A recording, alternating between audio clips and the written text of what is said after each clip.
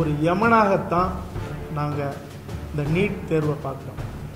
ஒரு சட்டமன்றத்தில் போடுற அந்த தீர்மானம், இந்த சட்ட வரைவுங்கிறது உச்சநீதிமன்றத்தினாலே மாற்ற முடியாது. பொது தேர்வுக்கு ஒரு பாடம், நீட்டுக்கு ஒரு பாடம் படிக்க வேண்டியது. இது ஒரு ஒரு சொல்ல முடியாத ஒரு மனநோயை ஏற்படுத்துது. 100 ரூபா 120 ரூபா சம்பாதிக்கிறதுல 60 ரூபா பேருந்து கட்டணத்துக்கே போயிடுது. அதையும் இந்த அரசு 11வது படிக்கிற ஒரு மாணவன் நீட்டுக்காக கோச்சிங் போனால் 3 லட்சம் ரூபா. உங்களுக்கு ஓட்டு போட்டு, எங்க வீட்டுக்கு உங்களுக்கு ஓட்டு போட்டவங்க நாங்கள் ரோட்ல நிற்கிறோம்.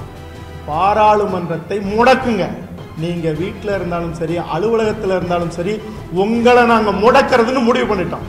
இன்ஜினியரிங்க்கும் நீட்டு கொண்டு வரதுக்கு எங்கள் மோடி அவர்கள் முயற்சி எடுக்கிறாருன்னு சொல்லியிருக்காங்க. என்னமோ அள்ளி தந்து நம்மளை வாழ வைக்கிற மாதிரி சொல்லியிருக்காங்க. முடிஞ்சா எழுதி, இல்லைன்னா ஓடு, இல்லைன்னா சாவுன்னு சொல்றது. கிராமப்புற அந்த மருத்துவ மனைகளை இழுத்து மூட போறாங்க, அல்லது அதை மத்திய அரசு எடுத்துக்க போகுது எல்லாம் சொல்லுவாங்க.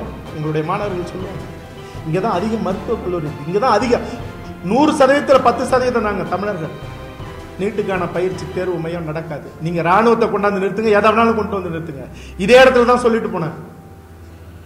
இன்னைக்கு தமிழ் இனத்தினுடைய எதிர்கால தலைமுறையை முற்றும் முழுசாக அழிக்கிற ஒரு யமனாகத்தான் நாங்கள் இந்த நீட் தேர்வை பார்க்குறோம். நினைச்சு பார்க்க முடியாத ஒரு பெரும் போராட்டத்தை நடத்தணும். எங்களுடைய அனிதா தன்னுடைய உயிரையே தியாகம் பண்ணா. எங்களுடைய தமிழ் இனத்தை காப்பாத்துங்க, எங்களுடைய பிள்ளைகளுடைய மருத்துவ கனவை உறுதி செய்யுங்கன்னு சொல்லிதான் 1176 மதிப்பெண் எடுத்த எங்களுடைய அனிதா தன்னுடைய வீட்டில் இந்த கூரையில் தூக்கு போட்டு செத்தார். ஆனால் மத்திய அரசு புள்ளி நுனி அளவுக்கு கூட கண்டுக்கல. எங்களை ஆள்கிற மாநில அரசும் நீட்டுக்கான அந்த விலக்குக்காக உறுதியான ஒரு நம்பிக்கையான ஒரு செயல் திட்டத்தை முன்னெடுக்கவே இல்லை. இது ஒரு நினைச்சு பார்க்க முடியாத எங்கள் மண் மேல, எங்களுடைய மாணவர்கள் மேல திணிக்கப்படுகிற, ஏவப்படுகிற ஒரு வன்முறை. 2 முறை தமிழக சட்டமன்றத்தில் தீர்மானம் போட்டு, நீட் விலக்குக்கான தீர்மானத்தை போட்டு மத்திய அரசுக்கு அனுப்பி வச்சிருக்கு தமிழ்நாடு அரசு. இந்த தீர்மானத்தை, இந்த சட்ட வரைவை மத்திய அரசு மதிச்சிருக்கணும். அது உடனடியாக ஜனாதிபதி அவர்களுடைய பார்வைக்கு அனுப்பி, அது ஜனாதிபதி குடியரசுத் தலைவர்கிட்ட இருந்து இந்த சட்டத்துக்கான ஒப்புதலை பெற்று இந்நேரம் அறிவிச்சிருக்கணும். சுதந்திரம் அடைஞ்சதிலிருந்து ஒரு சட்டமன்ற தீர்மானம், ஒரு தீர்மானம் இல்ல 2 தீர்மானம் போட்டு, அந்த தீர்மானத்தின் அடிப்படையில் மத்திய அரசு நடவடிக்கை எடுக்காம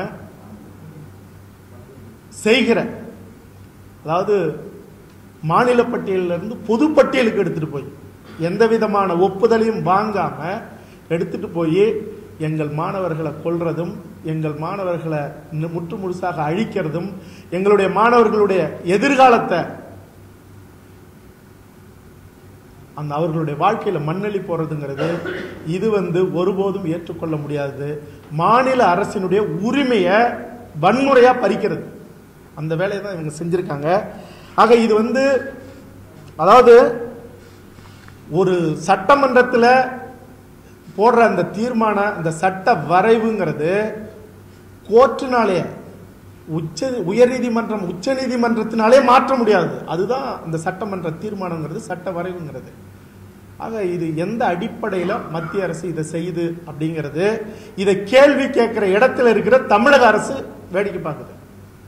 அது மட்டும் இல்ல, இன்னைக்கு வடமாநில மாணவர்கள்லாம் ஒரு படிப்பு படிச்சா போதும், சிபிஎஸ்இ. ஆனால் எங்களுடைய பிள்ளைகள் மாநில பாடத்திட்டத்தில் படிச்சுட்டு இருக்காங்க. அப்ப 2 பாடம் படிக்க வேண்டியது இருக்கு. பொது தேர்வுக்கு ஒரு பாடம், நீட்டுக்கு ஒரு பாடம் படிக்க வேண்டியது இருக்கு. இது ஒரு ஒரு சொல்ல முடியாத ஒரு மனநோயை ஏற்படுத்திருக்கு. அது மட்டும் இல்ல, நீங்க பேருந்து கட்டணத்துக்கு 30 60 ரூபா பெத்தவன் 100 ரூபா 120 ரூபா சம்பாதிக்கிறதுல 60 ரூபா பேருந்து கட்டணத்துக்கே போயிருது. அதையும் இந்த அரசு அது கட்டணத்தை குறைக்கல. ஆனா 11வது படிக்கிற ஒரு மாணவன் நீட்டுக்காக கோச்சிங் போனா 3 லட்சம் ரூபா, 12வதுக்கு 3 லட்சம் ரூபா, 6 லட்சம் ரூபாய ஒரு சாதாரண விவசாயி கிராமப்புறத்துல கூலி வேலை செய்யற குடும்பம் நீங்க மருத்துவ படிப்புக்கு முன்னாடியே எப்படி அது செலவழிச்சு படிக்கும்? உங்களுக்கு ஓட்டு போட்டு, எங்க வீட்டுக்கு உங்களுக்கு ஓட்டு போட்டவங்க நாங்க ரோட்ல நிக்கிறோம், அதுக்கு மரியாதை கொடுத்து பாராளுமன்றத்தை முடக்குங்க. அதிமுக எம்பிக்கள் மட்டும் இல்ல, திமுக எம்பிக்கள் மட்டும் இல்ல, பாமக எம்பி மட்டும் இல்ல, ராஜ்யசபா உறுப்பினர்கள் அத்தனை பேரும் சேர்ந்து கிட்டத்தட்ட 58 பேர், பாண்டிச்சேரி சேர்த்துங்க 59 பேர், பாராளுமன்றத்தை முடக்குங்கள்.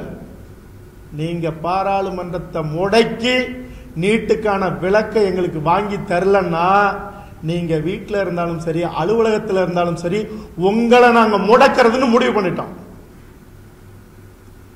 தேதி என்னங்கிறத விரைவில் அறிவிப்போம். அதுக்கு முன்னாடி நாங்க நியாயப்படி அறப்படி எங்களுடைய மாணவர்கள், மருத்துவக் கல்லூரி மாணவர்கள் மட்டுமில்ல, பொறியியல் கல்லூரி மாணவர்கள் மட்டுமில்ல, கலை அறிவியல் கல்லூரி மாணவர்கள் மட்டுமில்ல, சட்டக்கல்லூரி மாணவர்கள் மட்டுமில்ல, ஒட்டுமொத்தமாக சேர்ந்து எந்தெந்த இடத்துல பாராளுமன்ற உறுப்பினர்கள் வீடு அலுவலகம் இருக்கோ ரொம்ப பணிவா அன்பா போய் கோரிக்கை வைப்பாங்க, நீங்க பாராளுமன்றத்தை முடக்குங்க.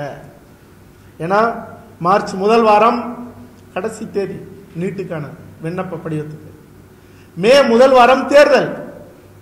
எங்களால் எதுவுமே செய்ய முடியாது. நீங்க இதுல விட்டுட்டோம்னா, இந்த ஆண்டு விட்டுட்டோம்னா அடுத்த ஆண்டே பொறியியலுக்கான நீட் வரப்போகுது, பொறியியலுக்கான சட்டத்துக்கு வரப்போகுது, உறுதியா வரப்போகுது. ஏற்கனவே தமிழிசை சவுந்தரராஜன் அவர்கள் சொல்லியிருக்காங்க, பெருமுயற்சியோட ரொம்ப சமாதானம் முன்னெடுப்போட நீங்க இன்ஜினியரிங்க்கும் நீட்டு கொண்டு வரதுக்கு எங்கள் மோடி அவர்கள் முயற்சி எடுக்கிறாருன்னு சொல்லியிருக்காங்க. என்னமோ அள்ளி தந்து நம்மளை வாழ வைக்கிற மாதிரி சொல்லியிருக்காங்க.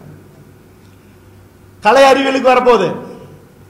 ஒன்னே ஒண்ணுதான் நாங்க கேட்கிறோம், யதார்த்தமா கிராமத்திலிருந்து வந்தவனாவே நாங்க கேட்கிறோம், எங்க நிலம் நாங்க விதை போடுறோம், ஆனா அறுவடை செய்யறது மட்டும் நீங்க அறுத்துக்கிட்டு கஞ்சி குடி இல்லாட்டினா செத்து போன்னு கொஞ்சம் தூக்கி போடுறது எப்படியோ அது போலதான் எங்கள் வரியில எங்கள் மண்ணுல கட்டப்பட்ட எங்களுடைய மருத்துவக் கல்லூரியில எங்கேயோ இருந்து கொத்து கொத்த கூட்டம் கூட்டமா இங்க படிப்பாங்க.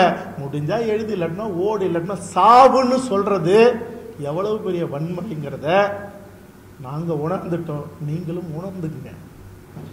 கிராமப்புற அந்த மருத்துவ மனைகளை இழுத்து மூட போறாங்க, அல்லது அதை மத்திய அரசு எடுத்துக்க போகுது எல்லாம் சொல்லுவாங்க, எங்களுடைய மாணவர்கள் சொல்லுவாங்க. ஆக எங்க பிள்ளைங்க கிராமத்திலிருந்து ஒருபோதும் இனி மருத்துவ படிப்பை நினைச்சு கூட பார்க்க முடியாத ஒரு நிலை உருவாக போகுது.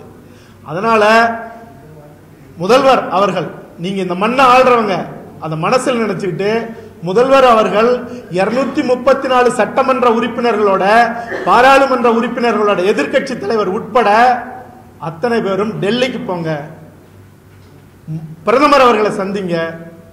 நீங்க நினைச்சு பார்க்க முடியாத அளவுக்கு நெருக்கடி கொடுத்து எங்களுக்கு நீட்டுக்கான விளக்கம் வாங்கி கொடுங்க.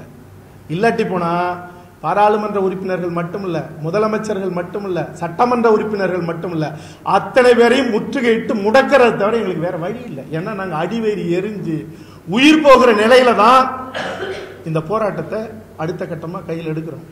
அதனால நேர்மையற்ற செயலுக்கு தமிழ்நாடு அரசு துணை போகக்கூடாது ஒருபோதும். இங்கதான் அதிக மருத்துவக் கல்லூரி இருக்கு, இங்கதான் அதிக 100% 10% நாங்க தமிழர்கள். ஆனா இங்க 80% சீட்டை நீங்க எடுத்துட்டு போவீங்க எங்க கல்லூரியில இருந்து, 20% 15% தான் நாங்க படிப்போம்னா அப்புறம் எதுக்கு நாங்க கொடுக்கிற வரி என்ன, எங்களுடைய வாழ்க்கை எங்களுடைய எதிர்காலம் என்ன ஆகுது? ஆக திங்கட்கிழமை முதலமைச்சர் அவர்களை பார்க்க போறோம், செங்கோட்டையன் அவர்கள் உட்பட 3 பேரையும். அங்க சரியான தீர்வு, எங்களுக்கு சரியான பதில் கிடைக்கலன்னா எங்கள் மாணவர்கள் அடுத்த கட்டமாக பாராளுமன்ற உறுப்பினர்கள் வீட்டுக்கு போய் ரொம்ப நியாயமான அற வழி அடிப்படையில் கோரிக்கை வைப்பாங்க. அந்த அடிப்படையிலும் அவர்கள் செயல்படலைன்னா நாங்கள் முற்றுகையிடுவோம், முடக்குவோம். தேர்வு மையங்கள் ஒரு இடத்துல கூட நீட்டுக்கான பயிற்சி தேர்வு மையம் நடக்காது. நீங்க ராணுவத்தை கொண்டாந்து நிறுத்துங்க, எதை வேணாலும் கொண்டு வந்து நிறுத்துங்க. இதே இடத்துல தான் சொல்லிட்டு போனேன், ஜல்லிக்கட்டுக்காக இந்த உரிமையை மீட்க நாங்க போராட போறோம், ராணுவமே கொண்டுட்டு வந்தாலும் எங்களுக்கு தீர்வு கிடைக்கும்னு அறம் சுமந்து நெஞ்சு வெடிச்சு சொல்றோம். எங்களுக்கான தீர்வுக்காக பாராளுமன்ற உறுப்பினர்கள் உடனடியாக நீங்க ஒண்ணு கூடி பேசுங்க.